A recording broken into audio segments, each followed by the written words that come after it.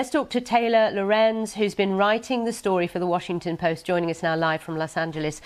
Taylor, what did you make of that 4 hours or more you were watching? Yeah, I mean, honestly, it was kind of disappointing. As a tech reporter, you heard a lot of misinformation being spouted by the senators. You heard undertones of racism when Senator Tom Cotton couldn't seem to understand that the CEO of TikTok is from Singapore and not China. There were a lot of pointed questions, but they didn't really seem to want answers from any of the CEOs. In some cases, they would barely let them finish talking. I think people watching from the business point of view will be thinking, what difference does this really make? A tough day for Mark Zuckerberg and the other bosses in the room. But actually, will they change how they run their businesses as a consequence? Well, I mean, I think they've already made sweeping changes just, in anticipation of potential regulation. And I hope that they continue to make changes to keep users safe. I think that's so important.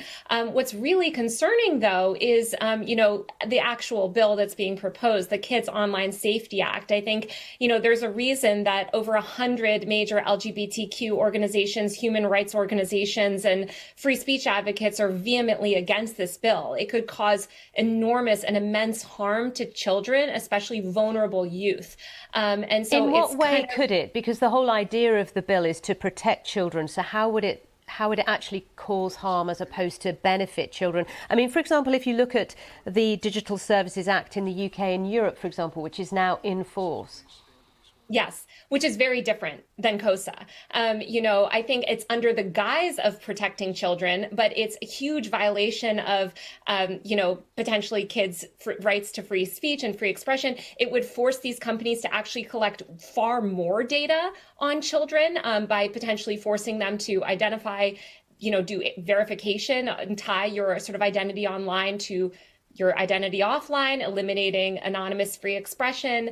And it would really harm kids, as I mentioned, LGBTQ youth, these young kids that need to learn about things like gender identity. You had Marsha Blackburn, one of the key sponsors of the bill, saying that, she's worried about trans indoctrination. And that's part of the reason that she wants to support limited access to social media among young kids. So, look, I'm all for actually protecting kids. And I think if we were having, conversations around comprehensive data privacy reform, that would be great.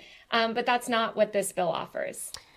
So just finally, Taylor, your final comment, because we're almost out of time here. As I said to you before, right now, what difference will it make to the business model? Because some organisations such as X, they've really reduced the number of moderators they've got on their payroll. They have been cutting back on their staff very briefly. Exactly. And I mean, I think X is an example of a platform that does not moderate even remotely enough. And then on the other side of the table, you have platforms like Meta and TikTok, which do a ton of moderation. They over moderate, but in a very blunt and imprecise way. So it ends up actually restricting a lot of free speech and free expression, especially from LGBTQ people. Taylor, it's good to get your take on this. Thanks for joining us for the Washington Post. And that's all from me. It's been a busy programme. I hope you have a lovely day. I'll see you soon.